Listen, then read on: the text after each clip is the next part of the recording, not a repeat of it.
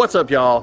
Odeed here, aka Big Jake, and today I'm going to start a brand new series on my channel. This is going to be called Backyard Barbecue Basics. And what I plan to do with this series is basically show novice and beginner barbecuers how to cook some of the favorite dishes we have here as far as American barbecue goes and how to do it the easiest way possible. And I'm going to start with my favorite thing to cook, and that's going to be pork ribs. So let's go ahead and get that video started. All right, y'all, let's get started on cooking these pork ribs. Now, there are different kinds of pork ribs that you can get. You can get baby backs, you can get St. Louis, like these, you can get spares. I prefer St. Louis, and what the St. Louis cut is it's spare ribs with this top portion here removed, and it kind of like evens things out and squares it up. That way it cooks much more evenly and it makes an easier cook overall. So you can see right there on the package, it'll say St. Louis style. So buy these, they should be fairly easy to find at this point as the St. Louis cut has gotten very popular. So let's get these out of the cryovac bag here and get some rub on them.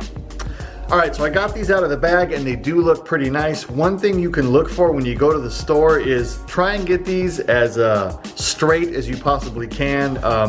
Obviously, when they're cutting these, they're using a machine. They're going through them quickly because they're trying to cut a bunch at once. So sometimes they're very crooked or cockeyed. This one's fairly straight. As you can see, there's kind of this extra like chunk. So I'm gonna take this piece off. You don't have to do this. It just kind of squares the ribs up, makes them straighter. And you see any pieces that kind of have this like extra fat hanging out over here, we're gonna kind of just get rid of this like this. I usually cut this piece off. You can see there's kind of like this little small bone over here. Actually, I'm probably gonna personally cut this off, but you don't have to. See that? You can actually just leave it on there and cook it, but it's mostly just fat and bone. So as you can see now, it's really squared up. You could even cut this little piece off here if you'd like. At this point, I'm kind of just being nitpicky and you don't really have to worry about any of that if you don't want to. That can go. And then one thing normally, and you can see a little bit of it up here still, there's a membrane right here, but this one looks like the majority of it has been taken off. So what I'll do is I'll grab a paper towel and I'll get the rest of this off, but it usually covers the entire kind of length of the ribs here, and you want to get that off. Now there's different theories. Some people leave the membrane on because they say it protects the bottom part of the ribs, but you can see it's kind of like this thin, well, membrane basically, and I don't personally think it makes for good eats, so I take it off. So there we go. And then this little piece here, see that? Basically, you kind of want to streamline the rack of ribs if you can. They'll just cook better that way, and like I said, it'll be a nicer presentation. And this is just little things you can do to impress your guest or whoever you are serving these ribs to. Take that piece. Make sure you got a nice knife. It's very important. And you don't have to do any of this. You can just take them right out of the bag and they will cook fine. This is just, like I said, little nitpicking things that I like to personally do just to kind of make them look nicer and have them cook better. Like these pieces right here, they might like kind of burn or whatever. So yeah, there you go. This is what it kind of looks like when it's all nice and streamlined. It's obviously not going to be perfect. But you know, you can get it looking pretty. All right, so now that you got the ribs looking nice and pretty, let's put some rub on them. I use my Big Jake's dang old rub. I do sell this, so if you're looking to get some rub, hit me up. Now, if you don't want to buy any of this, there are loads of other good spice rubs on the market. You could use Big Poppa Smokers makes a good rub. Stop Your Daddy Barbecue makes a good rub. So I'll put links in the description to all that stuff. But yeah, of course, I personally think this is the best stuff. You just want to liberally get it on. So you got the nice big holes in the shaker so it goes on nice and even.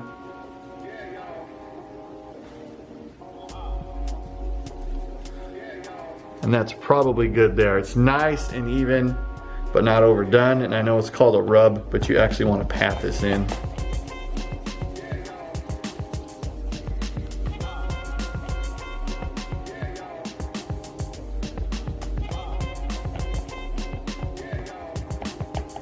There we go, that's what the other side looks like when you get the rub on there. Now, I have a food saver, so I'm gonna put this in a food saver bag and have it sit in there for, I would say, at least 30 minutes. I'm probably gonna do about 3-ish hours, somewhere around there. If you want to go overnight, you can do that as well, but I wouldn't go any longer than probably 12-ish hours, because if you do, the salt in the rub will start curing the meat. Put this in a food saver bag for about 3 hours, and then we'll put them on the grill. All right, while we're waiting for our ribs to marinate, let's get the smoker fired up. And I figure, since we're doing backyard barbecue basics, that we would use my pellet smoker, because there are so many people out there who have pellet smokers. Because of the ease of use, they are a set it and forget it type of unit. So we got this fired up. Give it about 30 minutes for your pellet smoker to warm up. That way it's kind of leveled out in temp, and things should be ready to go. Now for the magical question, what temp should you cook the ribs? Now me personally, I'm gonna cook the ribs at 245, and the reason why I'm doing that is at 245 and lower on my Mac 2-star General here, the fan speed is lower, therefore the pellets smolder more and you get more smoke. The higher you usually go on a pellet smoker, the less smoke you're gonna get. But I don't want to go too low, because if you go too low, then you're not going to get your fat rendered off properly. So the way that we're going to do this is we're going to put the ribs on the bottom rack. Even though I have a top rack, you may not have a top rack, so I want to do this as basic as possible. So ribs are going on the bottom rack. We're cooking them at 245. That way we get enough smoke, but we also are getting enough heat so we get the fat to render off, because I personally do not want to open that lid. If I'm looking, I am not cooking. So we're gonna throw the ribs on here in a minute, and we're gonna cook the ribs bone side down for 2 hours and not open the lid whatsoever. Let's get the ribs out of the fridge so we can see how well they've marinated. All right, I ended up marinating the ribs for 2 hours. It is now 2 o'clock. I'd like to have these done around 6, and it should take about 4 hours. As you can see, we got a nice sheen or a nice sweat on the ribs, and what that means is that the salt and the spices have permeated the meat and pulled some of the moisture up to the top.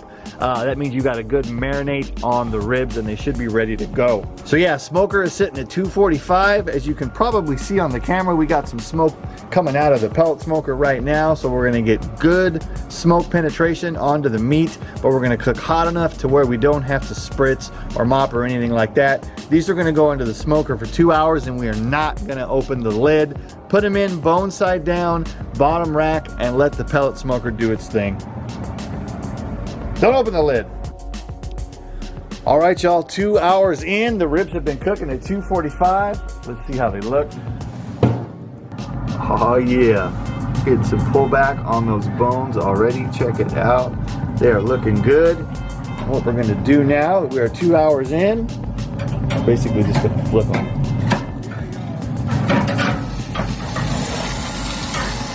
So yeah, we flip them over. You can see where the fat has rendered off the bottom nicely. And the reason why we're flipping them over is because the heat source is on the bottom, and now we want to render some of that fat off of the top part of the ribs.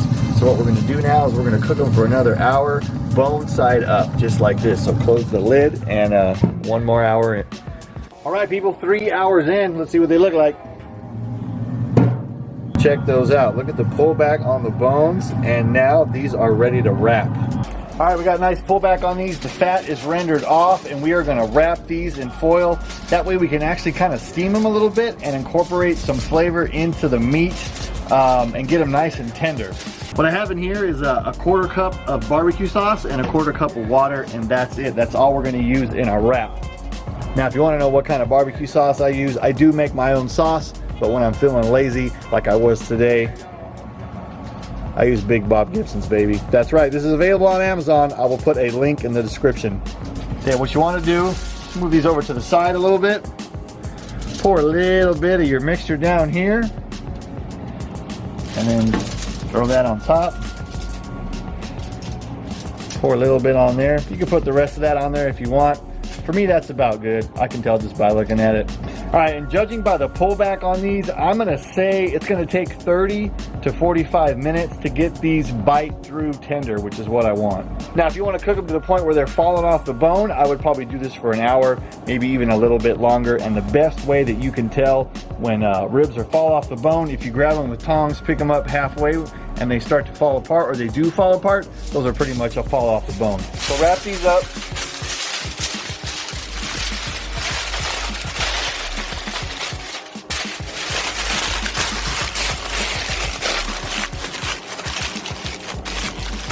By the way, I used 2 pieces of foil here because this says it's heavy duty, but this is the cheap heavy duty foil, so it's more like medium duty. And yeah, I used 2 pieces. If you got the good stuff, use 1. So these go back in the foil, and we're gonna cook them until they're done. Now the big question is, how do you know when your ribs are done? Okay people, we are 3.5 hours in, 3 hours unwrapped, and half an hour wrapped. Let's check them out, see what they look like. Now as you can see, we got some more pullback on those. Nice even pullback too, they're looking good. You could probably pull these off right now and they'd have a bit of a tug on them, but they'd still be really good. I think I'm gonna go another 10 minutes and then we're gonna get bite through at that point. They should be ready. All right, 3 hours and 40 minutes in, with 3 hours being the unwrapped time and 40 minutes being the wrap time. Yeah, I'm gonna call those done. And this is really, for me, the best way to tell if your ribs are done or not is check the pullback. Once again, like I said, if you wanted these to be fall off the bone, I'd do another 15 minutes at least, and they'd probably be ready to go. But now we're gonna put them on a cutting board, put some sauce on them, and let them rest for about 5 or 10 minutes, and then we can dig into them. By the way, I'm using the Big Bob Gibson sauce once again, although this one is not mixed with water. This is just straight out the bottle. All right, 3 hours and 40 minutes cooking time total, and then we sauced them up and they've rested for about 10 minutes. So nice pullback on the bones, got a nice color to them, nice and sauced up. One little trick that I personally do when I cut my ribs is I flip them over because sometimes the bones are crooked. It's easy to cut them that way.